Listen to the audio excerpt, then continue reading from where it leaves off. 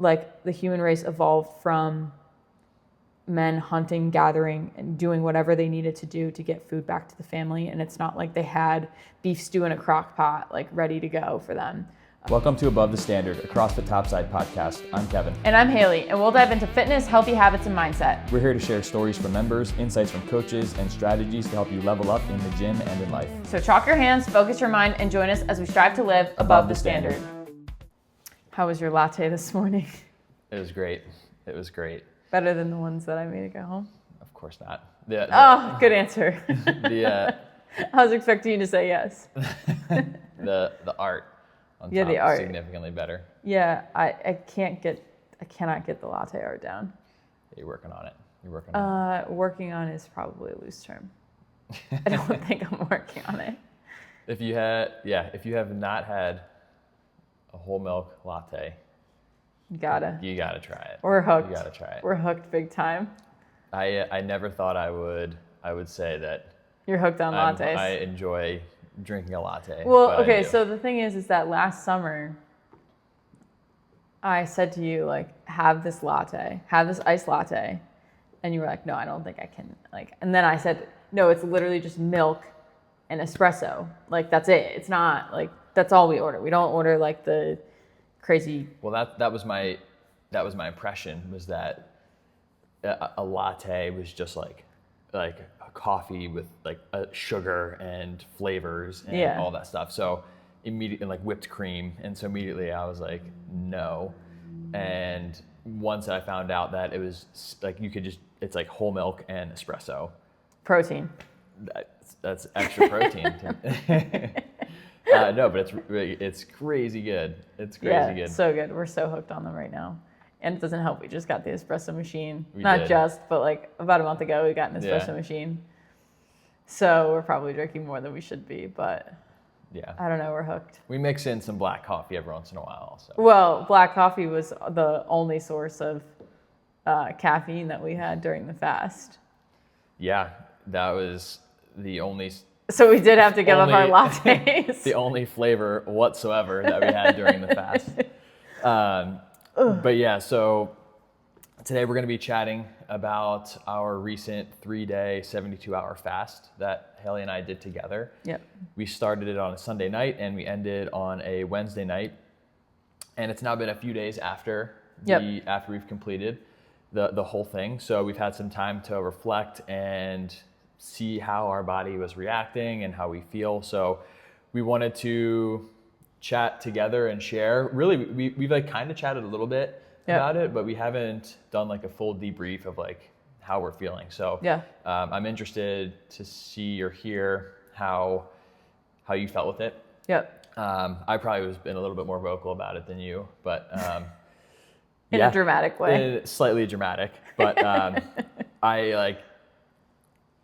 I eat like all the time. So it was pretty challenging. Well, your metabolism like basically necessitates that you eat all the time.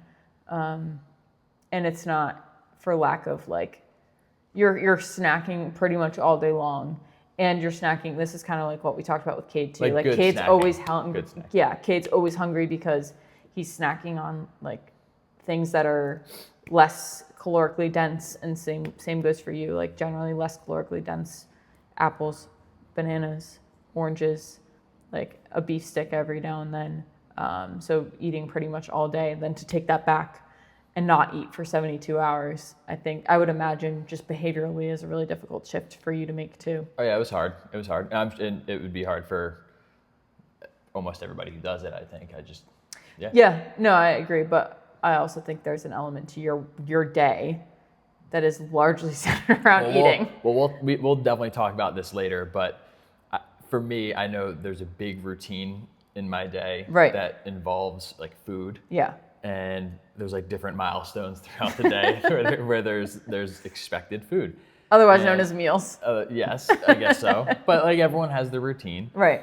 And it just kind of throws you off a little bit. Yeah. But so this was your idea actually. Yeah. On Sunday.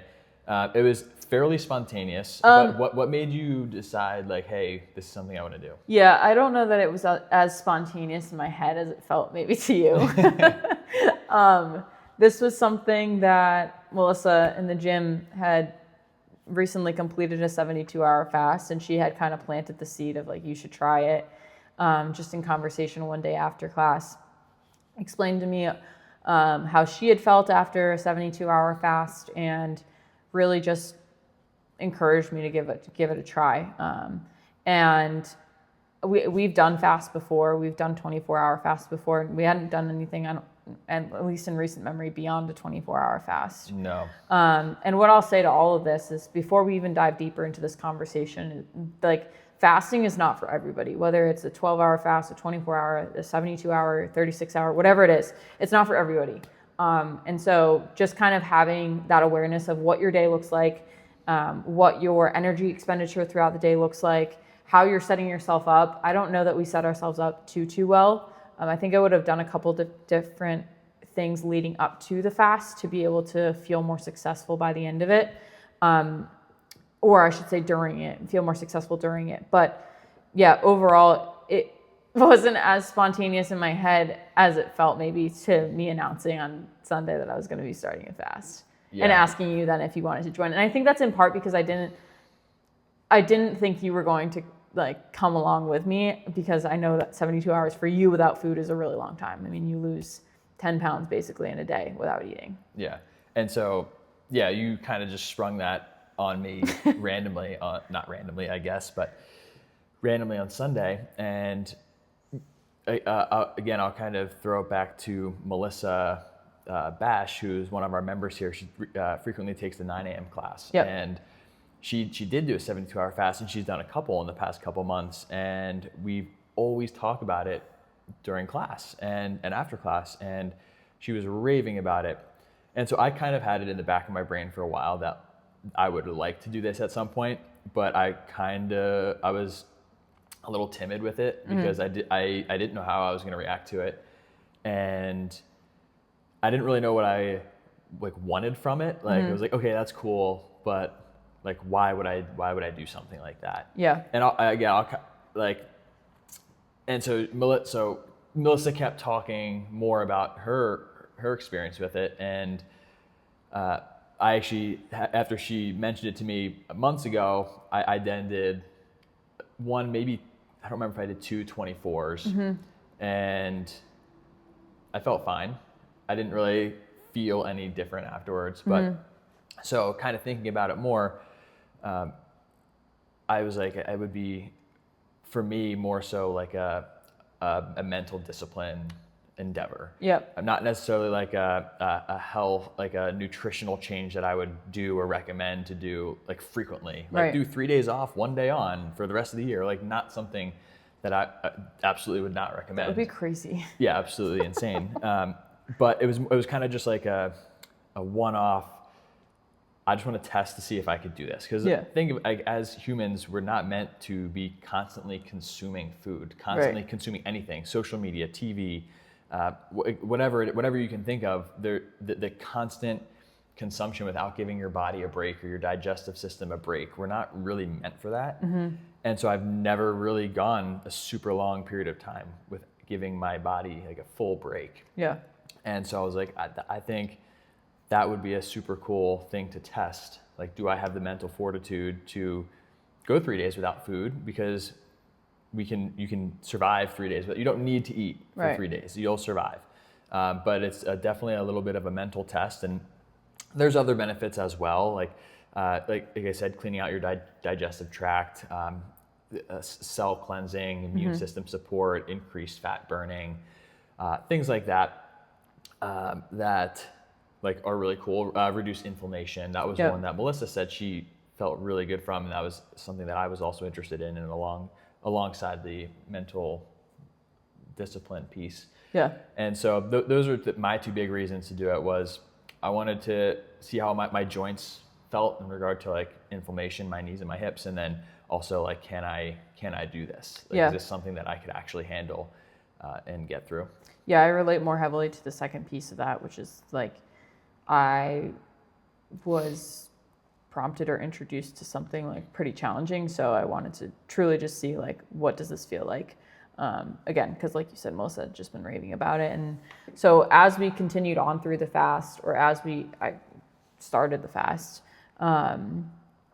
we talked a lot about it on social media. If you don't already follow With the Witchies on Instagram, go give us a follow. Give it a follow. See my baby picture from when I was... Yeah, chubby boy on the beach. We received a lot of like questions of, why are you guys doing this? And like, how are you feeling, or how's it going? And so again, I don't have like a hard fast, like, oh, I want the cells in my body to reset or regenerate. That again, all of these things were learned along the way of actually like what's happening inside of your body while you're fasting. Yeah. And to be clear again, this is not something that we would like recommend that you do. I personally felt very confident in my body. Yeah. I without going into too much detail, I don't have any pre-existing medical conditions that would be super concerning for me to do something like this. Yeah. So definitely know yourself. Mm-hmm. If you're even thinking about doing something of this nature, potentially speak with a doctor, someone who knows your medical history, and get their advice first before you dive into something like this. So, I know you were too, just fairly confident with where you are at currently health-wise that allowed us to be able to do something like a test of this nature. So. Yeah, I think too, there's a big piece of it. Like I'm right now no longer breastfeeding, and like Cade is well supported nutritionally, so he's no longer reliant on me. And so with that in mind, like I've re-regulated my body to be back on a cycle and like feeling good finally. So it was an appropriate time, I think, for my body, just having like been postpartum and where my hormones are, to then try to introduce something like this. Would I have loved to like feel like I could do something challenging 6 months after having Cade, just mentally like feeling like a very saggy person? Yes. But a fast, like anywhere close to being near postpartum, is definitely not in the cards. And so again, getting to a point now, almost 15 months postpartum, like feeling like myself, training like myself, eating like myself, back to my like standard habits and routines, to then be able to introduce this is what made sense for me. Yeah. So let's chat a little bit about the parameters that we set for ourselves in regard to the fast. So we obviously no food. Yep. No food for 72 hours. We did water. Mm-hmm. We did electrolytes. So we were drinking a lot of Element. Mm-hmm. And we did black coffee. Yep. And that was pretty much it, right? Yeah, no lattes. No lattes. So throughout most of it,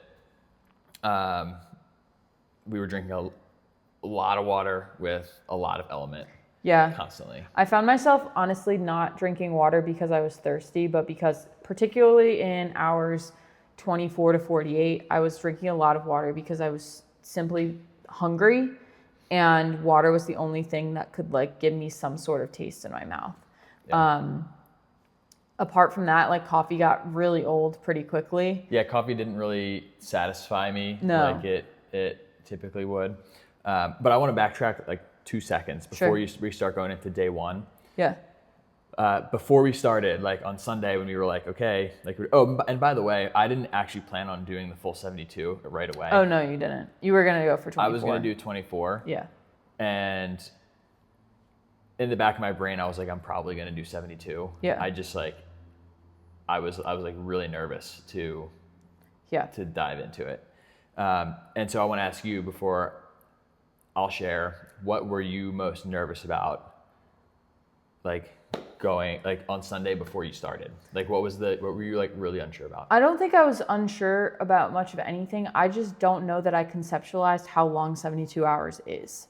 And so like I felt confident getting to 24 because that was like, we've done that before. I just didn't give much thought to, okay, there's actually 2 more days after that you're not going to be eating. And I had thought like, oh wow, you won't have dinner until Sunday night, or Sunday night will be when you eat first. But I don't know that there was any part of me that was like nervous per se. I think that like mental load came later closer to that 24 to 48 hour mark. Yeah. Yeah, that makes sense. That makes sense just because like you've done a 24, Right. you know what that feels like. Right. There's just like that unknown of like there's 2 more days. Right, exactly. Same, very similar, but I was also super nervous about a couple things. One, again, I'm like super comfortable with where I'm at health-wise and weight-wise and how I feel. So I was nervous that I was going to like mess something up in some capacity in regard to like not feeling great, maybe like losing like significant amount of muscle mass and weight.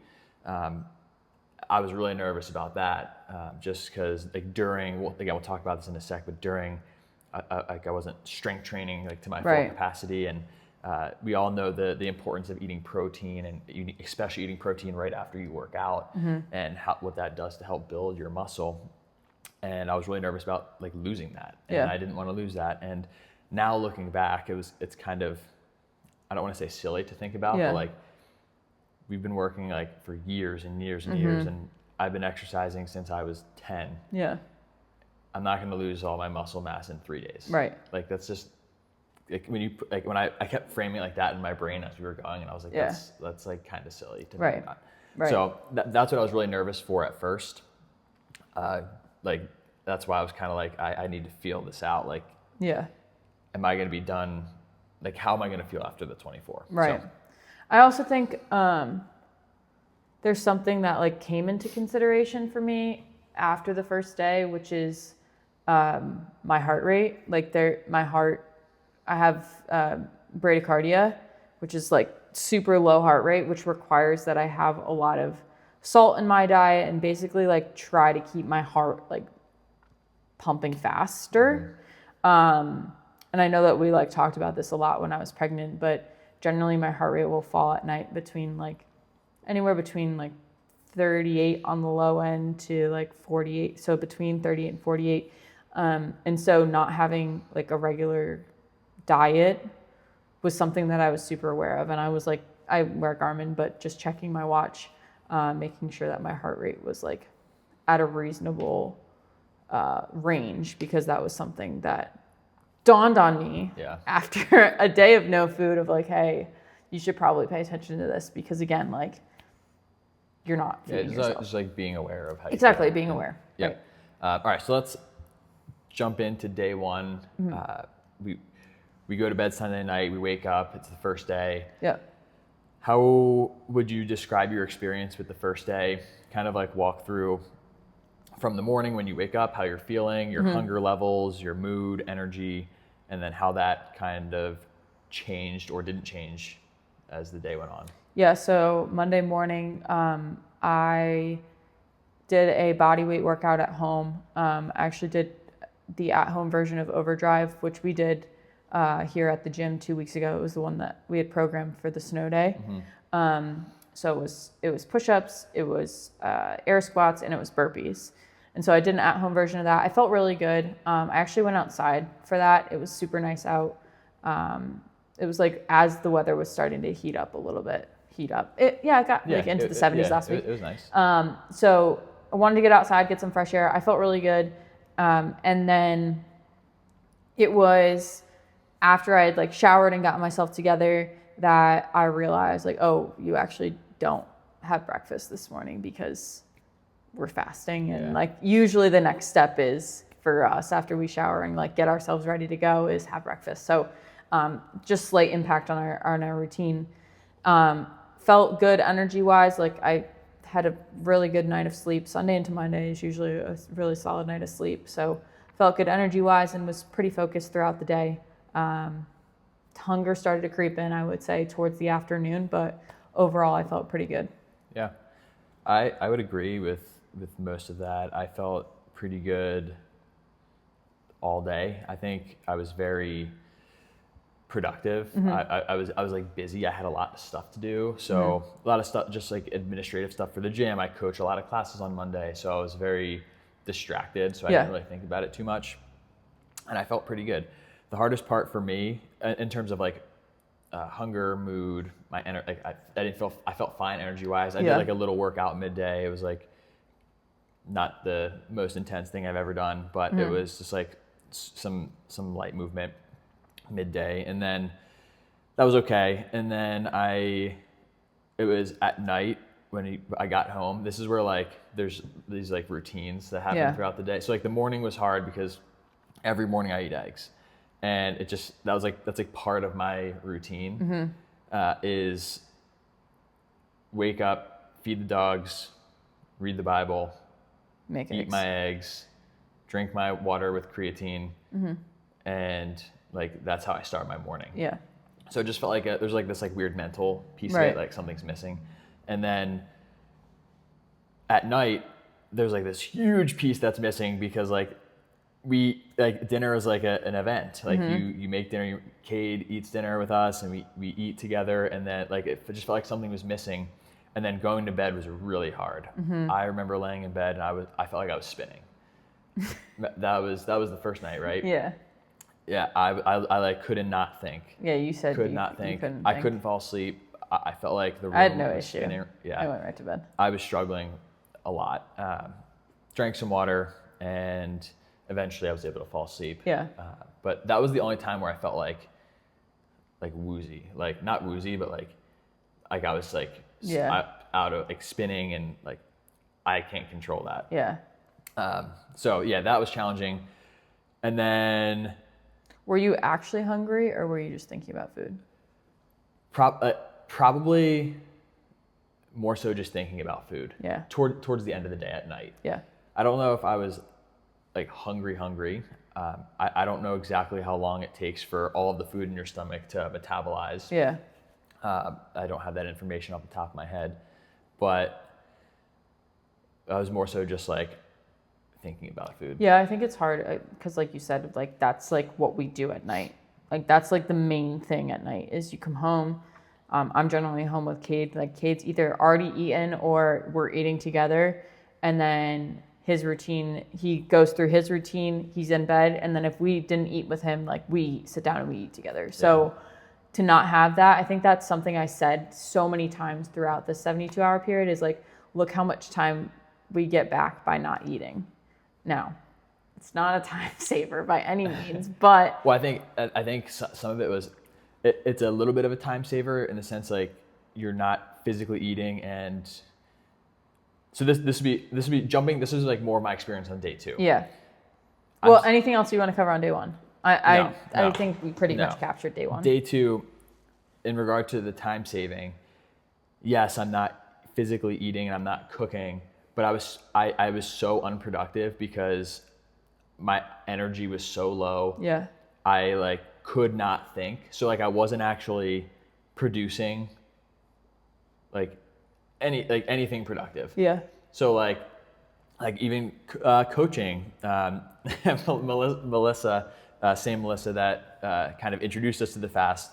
She was like, I was being like super chill, I guess, during my class, and it was a strength. We were doing snatches, I believe, and she was like, I love this, Kevin. This super chill, Kevin.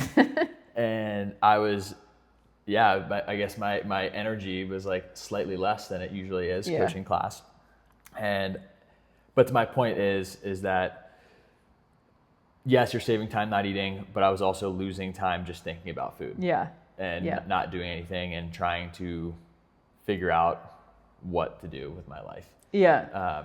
So day 2 is super hard. Day 2, I think, was the most challenging because it's basically your like Tuesday, Wednesday transition in the middle of the work week, right? Where it's like, you're not at Monday anymore. You're also pretty far from Friday. And so that's how it kind of felt in the ironically, it was Monday, Tuesday transition, but like, it was that meat of the period where it was like, okay, this is where it gets hard.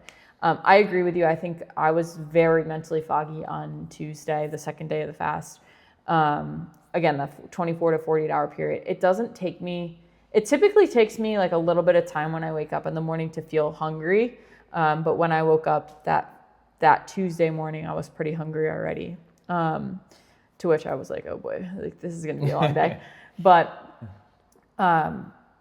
I was up and out pretty early. You were taking care of Kate in the morning. And then I just remember like feeling very similar to how I felt when I was pregnant, where towards the end just had like massive brain fog, like total pregnancy brain, where I couldn't even think of what words were to come next out of my mouth. And so tried my best to like stay focused and be as productive as I could be, but also understand like staring at the clock isn't really going to help much of anything either, because the whole point is to, but we got outside a good bit. It was when it was really nice out last week. So we got outside and went for some walks and tried to make the most of it.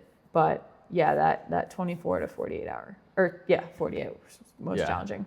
I actually had a moment though, like on the second day when it got close to 48 hours. Where I started to like turn a corner a bit. Like there was a moment when I was coaching the very last class of the day that day where I felt like pretty good. I felt pretty energized. And like I remember driving home and I was going through like a roller coaster ride in my brain of like, I could do this for 5 more days. And then like a minute later, I'd be like, I'm starving. Like I need to eat right now. And then a minute later, I'd be like, this is so easy. Like I can do, like it was a roller coaster for the entire ride home. Well, and we had started the day with like a roller coaster text thread where you were like, I'm quitting. I don't think I can do this. And then you had said like, I'm so hungry. And then basically like, I'm in a bad mood. And then I had said like, well, why don't you just get yourself some food? Like it's just going to impact the rest of your day. And you're like, no, I'm going to stay with it. Yeah. I was like, I'm starving and I can't think, or like something of that nature. And you were like, why don't you just eat some food? Like it's going to be better. And I was like, no, I'm going to do the 72. Which at this point, I think you had already lost like 8 pounds or something stupid in like a 24-hour period. So I was like, dude, just like stop. It's fine. It's not a big deal. But anyway. We did it. So towards the end of the second day, started to get better. I struggled again to fall asleep though. Just that. I was like pretty uncomfortable falling asleep as well. But also was aware that like that was, we were close at that point. Once we had passed 48, I was like, okay, we can do one more day. What about day 3? How'd you feel on day 3? Day 3, I felt good. I also felt like, well, actually, we had said this in a couple different ways, but we had said like, it feels like Christmas. It feels like it's a Friday. It feels like basically like we had something to look forward to, and Survivor was on. So it was like the best all day, just looking forward to food and Survivor. Just to sit. I made a beef stew to end up breaking the fast, but I had prepped that in the crock pot in the morning. And so like pretty much woke up and was already thinking about food. So that way we had what we needed when we got home. We didn't have to do any cooking or anything like that. But I also learned that like you can't just break the fast by having a whole bunch of food, which usually with a 24, like that's generally what we're okay with, is breaking the fast with a regular dinner or like a standard dinner. But with 72, you can't do that. Otherwise you're just gonna not feel good at all. So you want to talk a little bit about how we ended up breaking it? So you can't just eat, even though you want to just eat as much as you possibly can, you can't just do that. And actually, as we got to the 72-hour mark and when we got to it, I didn't feel this like urge to like purge on food. I was like, I could actually probably do this for longer. Well, because what's happening in your body is that basically you go into a state of ketosis, and that's something that we've learned, we learned as we were working through it, is once you pass the 48-hour mark, like that point where you felt like you had energy and you could like go longer, your body starts using fat as the main fuel source opposed to carbohydrates and sugar, breaking down sugar. So because of that, then that's why we felt the way that we did, is like we weren't like so ravenous as we were in the 24 to 40 hour period where we're like, oh my gosh, all I want to do is eat food. Our body had switched over into taking from fat stores in our body. I actually went a little over because I was driving home. Wow. Look at you. You're such a hero. RX plus. But no, so we broke the fast. We started with some bone broth. Just like to something like super easy on the stomach. So we did that. I don't know how much I drank. I quite truthfully just dumped a bunch in a cup, heated it up, and I was going to drank ask if you heated it up. I did too. I didn't measure at all, so I don't have a recommendation on quantity, but I kind of just did based on feel and what I thought, what I wanted and what I thought felt right. So I had that, waited probably about 30 minutes. Some people say you should wait a little bit longer. I waited a little longer. I waited about 30 minutes, and then we had a bunch of eggs and avocado. Yep. And then waited about an hour, maybe even a little bit longer than that, before we had the beef stew that you made. Yep. We ate that. We ate all of that. And you ate a lot of it. I ate a lot of it. I was only good for one bowl. I didn't feel that good after. You were able to like kind of catch back up, but my stomach was not ready for like a whole bunch of food. I was good with the bone broth. I was fine with the eggs and avocado, but then by the time I like started to eat the beef stew, I didn't even have that much meat in my like serving because I knew that it was going to be like pretty tough on my stomach. Was your stomach like bothering you a little bit? Yeah, it was just like, it basically was like, wake up, like all of a sudden I had food in me and my body was like, hello, like what's going on? So I didn't feel like super great. Even the next morning when I woke up, you know, we had talked about this. I didn't feel like this, oh my gosh, I feel so refreshed and I feel like just like great. I didn't feel great, I would say, until Friday of last week. So fast ended on Wednesday night. Thursday, I was like, okay, kind of like working more things back into my normal meals back into my routine. And then by Friday, I felt really, really good just in my workout. And then also just overall felt really solid. Yeah. I pretty much just hopped right back into normal. I felt fine eating on Wednesday night. Yeah. Thursday, I just hopped right back into my normal eating. Yeah. And I felt really good Thursday. Like I felt like normal. Sure. Like Thursday. And then there was like a period midday where I felt really good on Thursday, like super clear, just like thinking and like thought process wise. And I felt really good. And then Friday, I didn't feel great. I had like a little bit of a migraine on Friday. I'm not sure how much of that has to do with the fast or the fact that I basically just stopped drinking water on Thursday because I was just eating food and I just basically entirely forgot about water. So I think that played a little bit of a factor in it. Well, and you were only drinking coffee. And drinking a lot of coffee. So I think that played into a little bit of that Friday feeling. But now, like a few days after that, I feel good. Yeah. I feel good. My eating is normal. I feel like, I don't want to say like refreshed. I kind of just feel normal. Mm-hmm. And I didn't have this like big like revelation or like feeling of change afterwards. So I think for me, there were a couple takeaways. We had also worked out on Wednesday, so I think that was like another piece of it for you particularly. I know myself and my body that like, I know I'm going to be hungry after a workout, but not starving. We also didn't push intensity like a ton. Yeah. It was biking, running, and sit-ups, so it wasn't anything that we like hammered on, but knowing you and how you are after you work out, like you're ready to eat and you're ready to go. So I mean, I would think that your body was probably a little bit more like wanting food. I know for myself, like I was ready to eat, but I wasn't like fully starving, which probably explains why I didn't feel great because I ate a bunch of food that like my body maybe didn't need right away.